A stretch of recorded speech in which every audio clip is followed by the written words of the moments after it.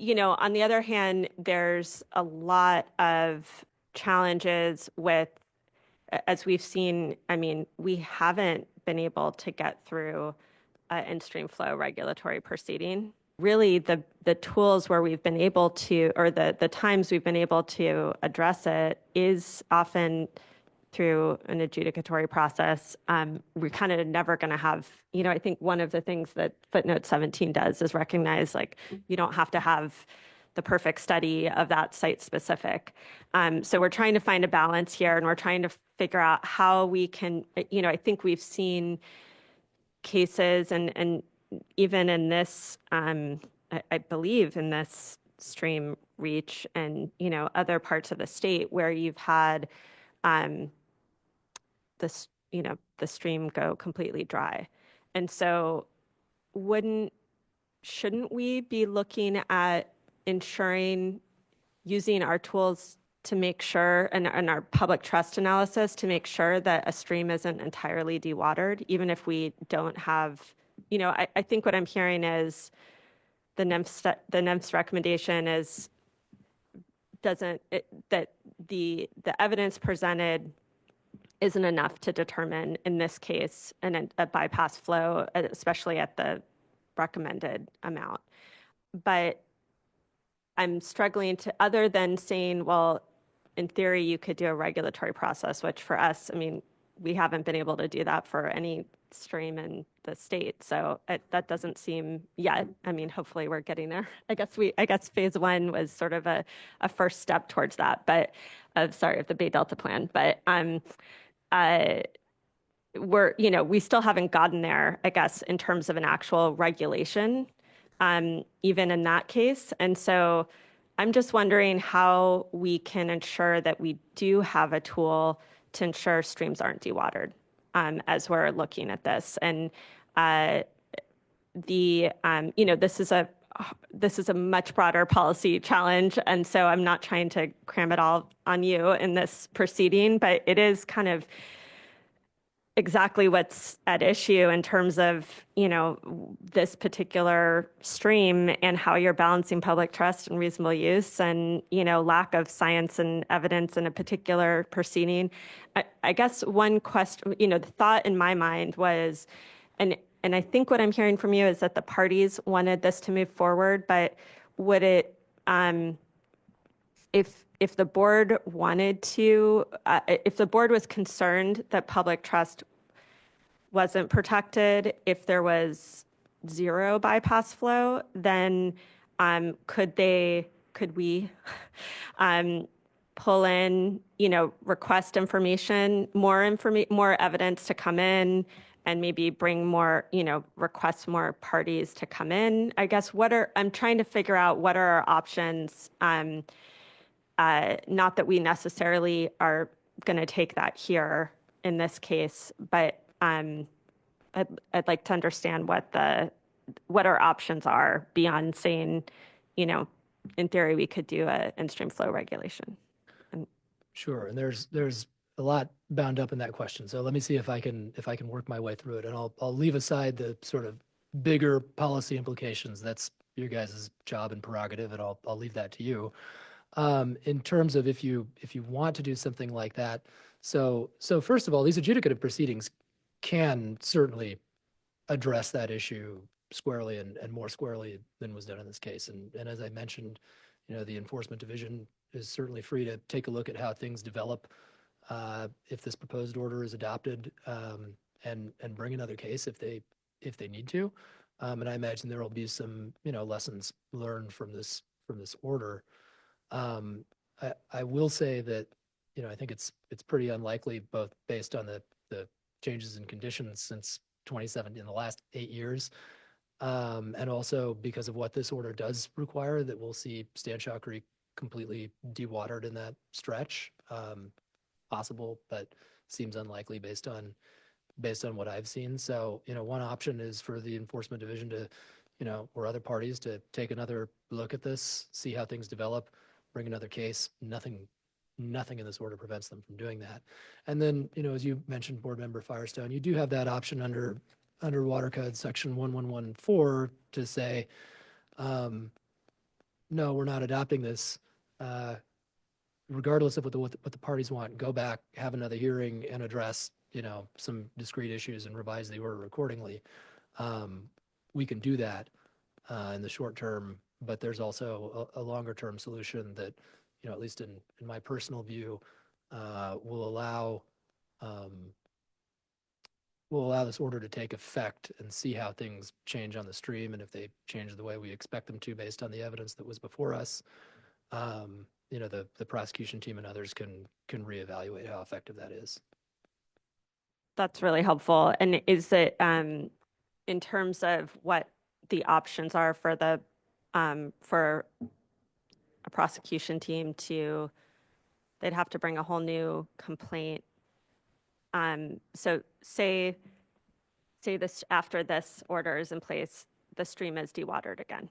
Um, so then at that point, the prosecutor, or maybe it's not that bad. Maybe there's just concerns on impact to public trust resources that it's then the prosecution team would need to bring a whole new case on at that point to and what would the cause of action be?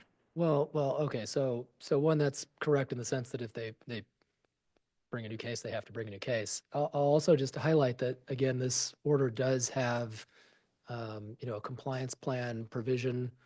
The respondents will be developing that compliance plan and submitting it to the prosecution team and maybe potentially to the deputy director for the Division of Water Rights. That process does allow for a little bit more of an iterative process to address some of these issues. So I want to highlight that as an option. In terms of what the actual case might look like, I mean, it could be simply just another unreasonable use administrative proceeding before the state board. I would expect it to be a little bit more limited in scope, certainly, but it wouldn't necessarily need to be any different in terms of cause of action than what was brought originally. And then one more question on this is the um, would it help the compliance plan process? Would it help allow the compliance plan process to um, scope to be able to uh,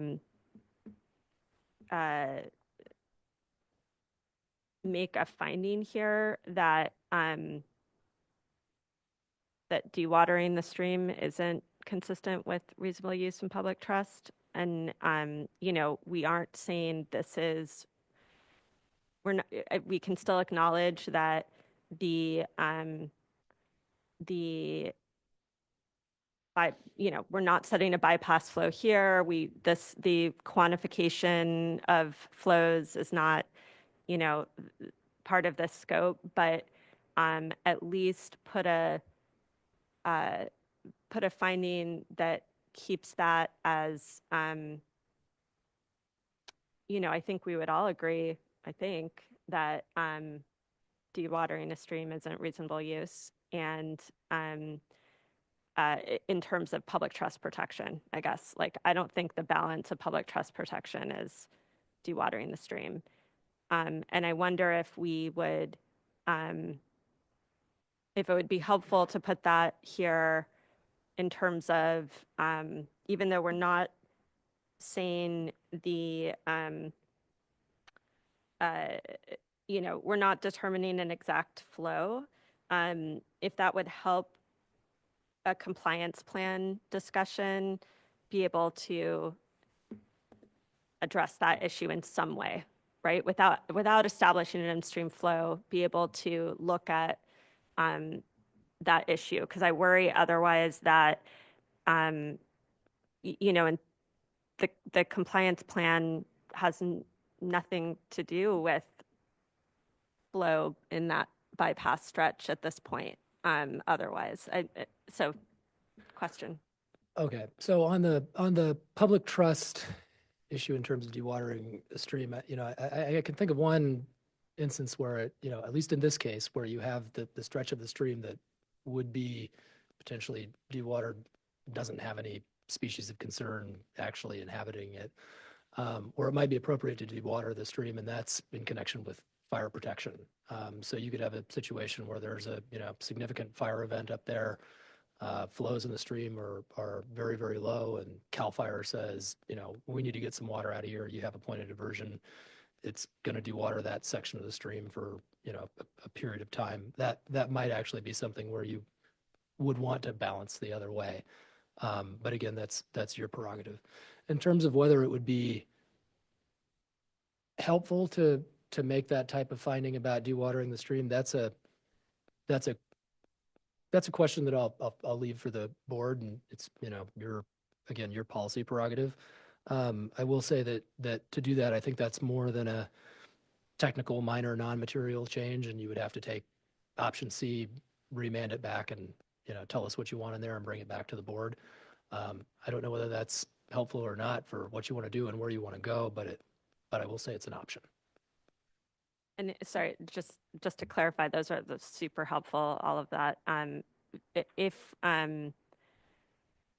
there, do you, without some kind of finding around this, would a compliance plan have within its scope anything related to continued flow on that bypass reach of any kind? I'm not sure I understand the question in the absence of requiring a bypass flow. It doesn't require any particular bypass flow. Agreed. Yes. So I'm asking, a compliance plan that required by this order is focused on the things we are requiring. Yes.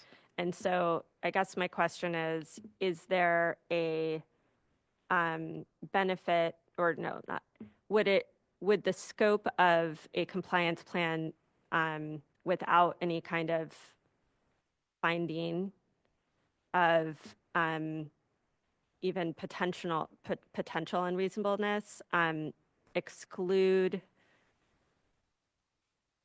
discussion and potential actions, management strategies to ensure that the stream isn't entirely dewatered on that bypass stretch? It wouldn't necessarily exclude those types of discussions at all for a couple of reasons. One is that the respondents are going to need permits from other agencies to implement their plan, and certainly those permitting agencies like CDFW, like potentially NIMFs, depending on how they want to enforce their regulatory authority, could require things like that as a condition of their permits. So that's I think one issue.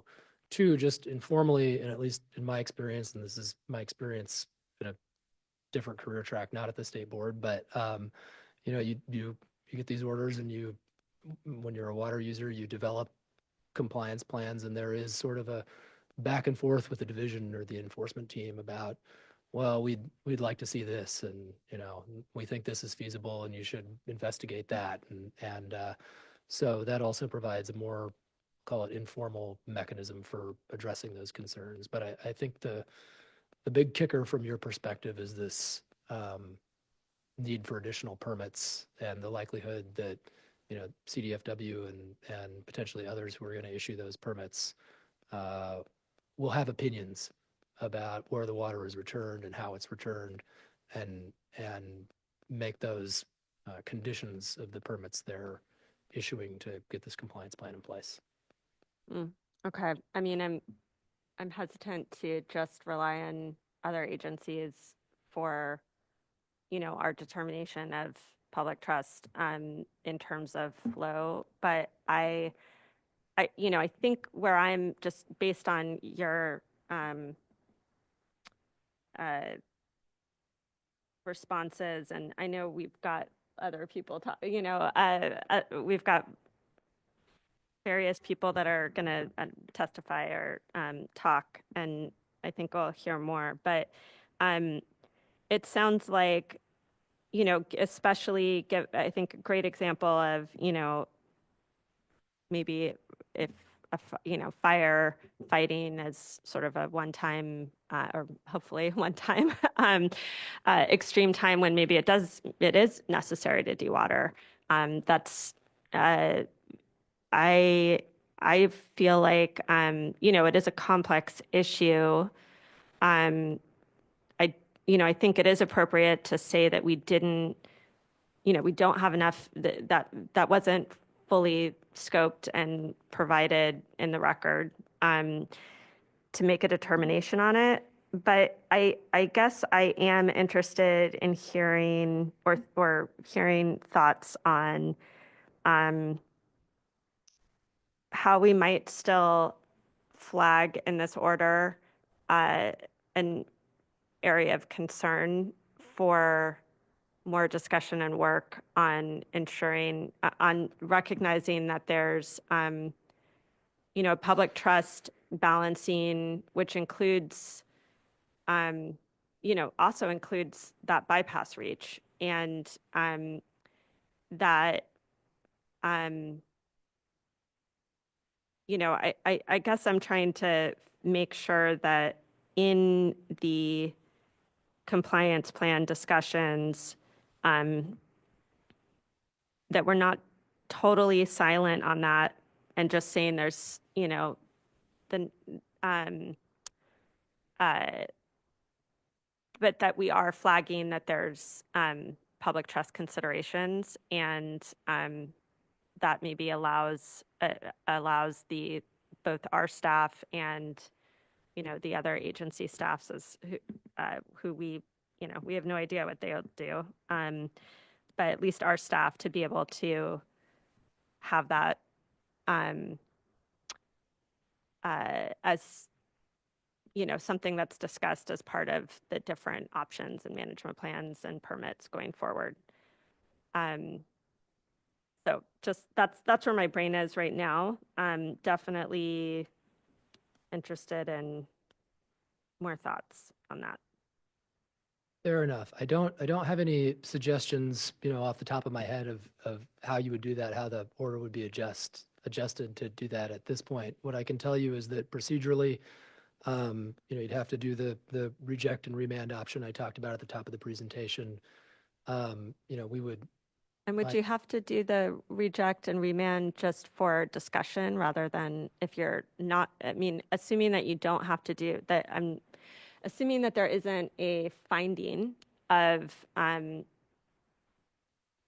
you know, unreasonableness and public trust. So if we don't go that far, but we're adding discussion on this, is that something that requires, I'm looking at Michael Offer. Yeah. Board Member Firestone, I think what you're hearing from Mr. Bivens, and I think it's a concern I share from the perspective of the Office of Chief Counsel, is that this board is very accustomed to in a proceeding where the board is served as its hearing officer, or one of the board members is served as hearing officer, or in our quasi-legislative matter where the board will often be fine-tuning things at the final adoption meeting. And what you've heard from hearing officer Bivens is that we have a fairly narrow statutory charge here under the Water Code, and that the changes that the board can make when a proposed order comes to the board in this format at the board adoption meeting are limited to minor technical corrections to the order. And the specific language, which I think Sam did a good job of articulating, but I'll read it to the board so you can understand why you're hearing a little bit of hesitation, both from me as well as from the Administrative Hearings Office, is that the board may make technical or other minor changes in the proposed order. And the concern is in injecting a new element into the compliance plan, as grounded as it may be, I think, in the right intention to for a board simple statement along the lines of the importance of maintaining some flow and that full dewatering could constitute not only an adverse impact on public trust resources, but potentially in and of itself at times be a waste and unreasonable use, requires a little bit more than just a simple statement, and it's more than just a minor technical correction at this point in time. Yeah, that's helpful. That's really helpful. Okay.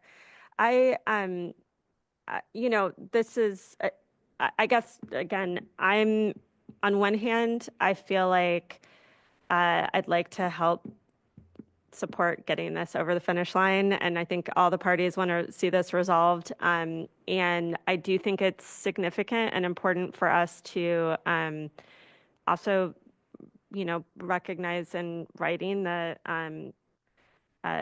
appropriateness of consideration of public trust with regard to reasonableness. So I like the, being able to move forward. And I also, am flagging here that this is just such a ripe issue in so many areas before us throughout the state right now that I also want to make sure that we have a chance to consider these things. And maybe it's worth talking in closed session. I don't know, but leave it up to the chair and other board members. And we have more people to hear from. But I'm just flagging, this is an area I think it's worth just being thoughtful how we want to handle and without unnecessarily delaying a ruling on this. So just flagging the issue and interested in hearing more from different folks.